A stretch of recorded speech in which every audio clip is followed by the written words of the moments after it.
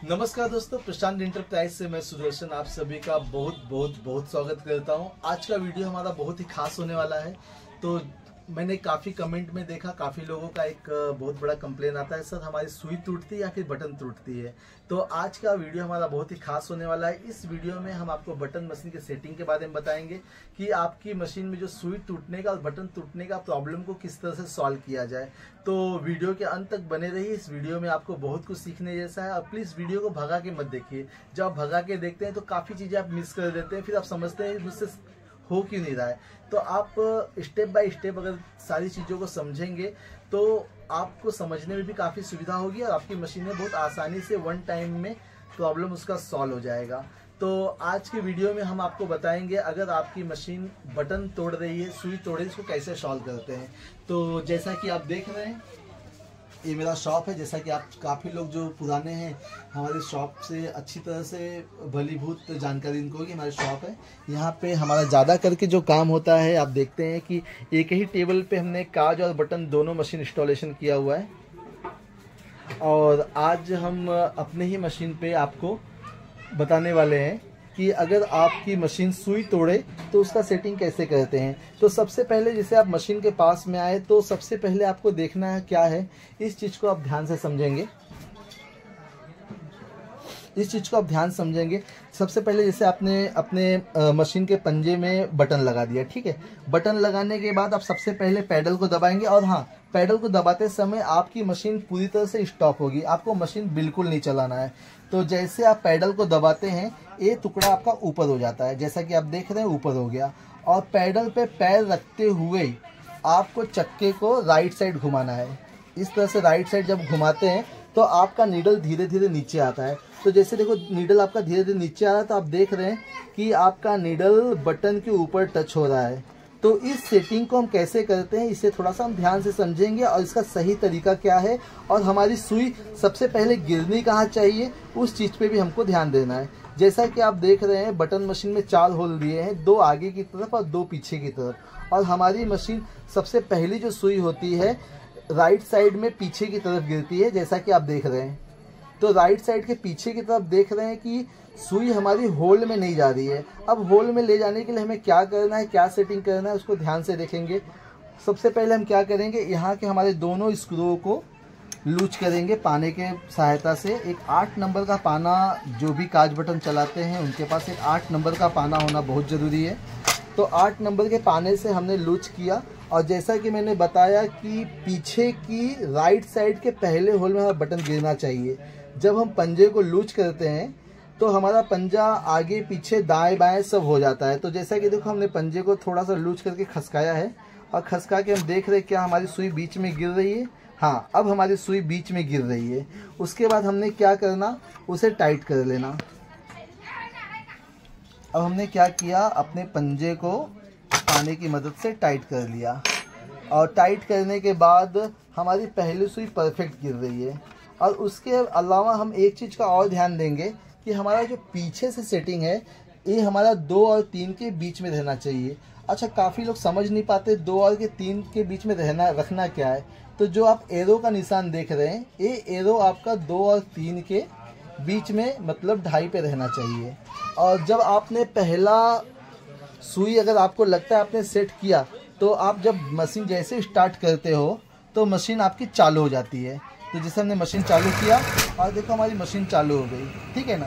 तो मशीन चालू होने के बाद आप देखेंगे आपका पंजा फिर से ऊपर हो गया है।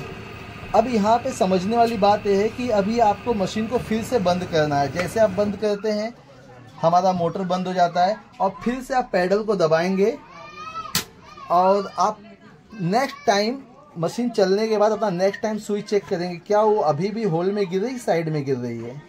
तो अभी हम देखें कि हमने सेकेंड टाइम जब मशीन चलाया तो भी हमारी सुई बराबर होल में गिर रही है। इसका मतलब ये हुआ कि हमारी मशीन एकदम परफेक्ट सेटिंग में आ गई है।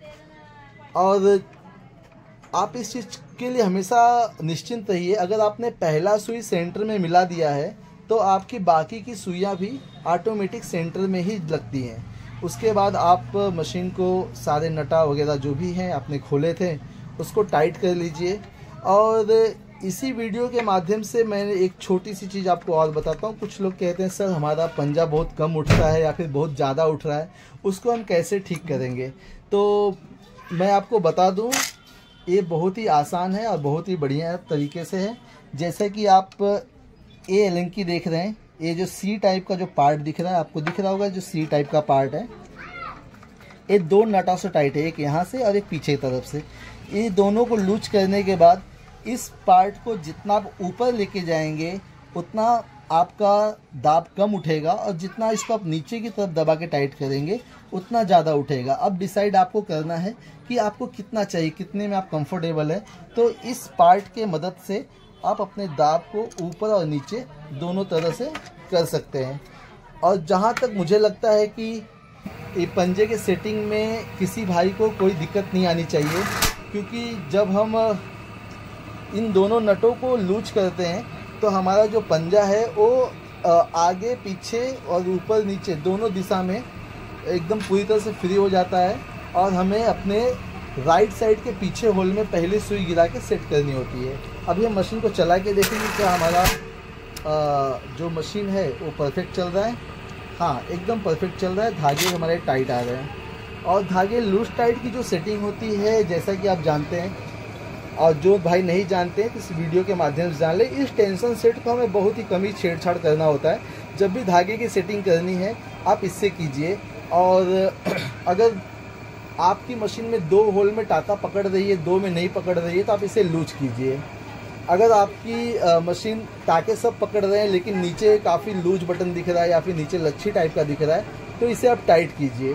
तो इस तरह से आप अपने मशीन के पंजे की सेटिंग, दाब की सेटिंग और धागे की सेटिंग को पूरी तरह से कर सकते हैं। जैसा कि हमने इस वीडियो में बताया, आपने देखा और उस चीज़ को हमने वन टाइम में किया।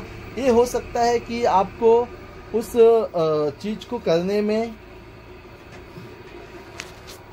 थोड़ा सा समय लगे, या फिर जो काम हमने 5 मिनट में किया आपको करने में 10 मिनट लग जाए, 15 मिनट लग जाए, 20 मिनट लग जाए।